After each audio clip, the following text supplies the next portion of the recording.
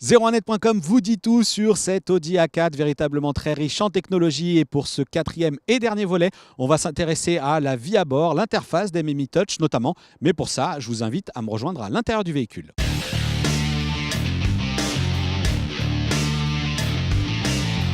L'interface Audi MMI Connect, on la connaît déjà un petit peu, elle est toujours aussi agréable, toujours aussi réactive. Cette puce Nvidia qui est à l'intérieur vraiment rend le système très fluide, puce qui intervient notamment dans le Virtual Cockpit.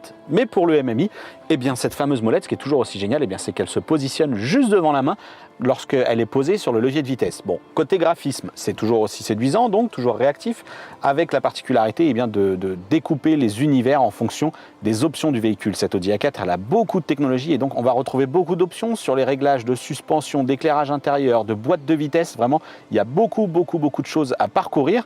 Et on va aussi s'intéresser à la partie média cette fois-ci, où on va retrouver les possibilités de piloter donc ces fonctions médias avec l'accès à la musique, et notamment celle qui est stockée sur la mémoire interne du véhicule, puisque Audi intègre 10 gigaoctets en plus des 2 prises USB que l'on a à l'avant et des 2 lecteurs de carte SD qui sont dans la boîte à gants.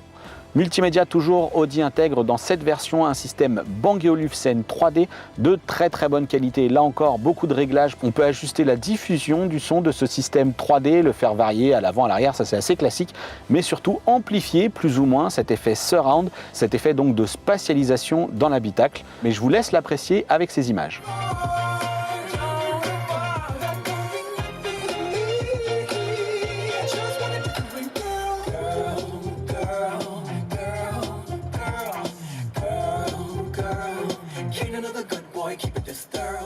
Et alors, on quitte donc cette interface pour le réglage du son pour se projeter maintenant sur la partie multimédia et la possibilité donc de lire des fichiers qui sont sur la carte SD, mais aussi sur le jukebox, notamment la vidéo. Vous allez le voir, ça fonctionne bien. Cette Audi prend les principaux formats de fichiers que vous partagerez avec vos enfants. Ici, un dessin animé qui sera aussi possible d'afficher sur l'écran central du véhicule, à condition de ne pas rouler, bien évidemment, pour des conditions de sécurité.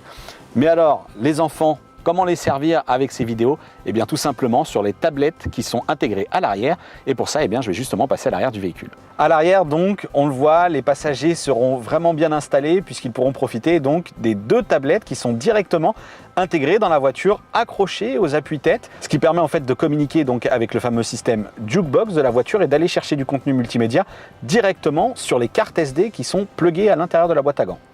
Et c'est l'occasion de pointer quelques défauts selon nous, puisque ce système n'est visiblement pas capable d'aller chercher des fichiers multimédia sur les clés USB. Il faut exclusivement se servir sur les cartes SD ou le jukebox. Plus contraignant encore, il n'est pas possible de dissocier l'image des 2 tablettes, c'est-à-dire que si vous avez un enfant de 10 ans, un autre de 5 ans, eh bien ils devront regarder le même film sur les 2 écrans. C'est un peu dommage.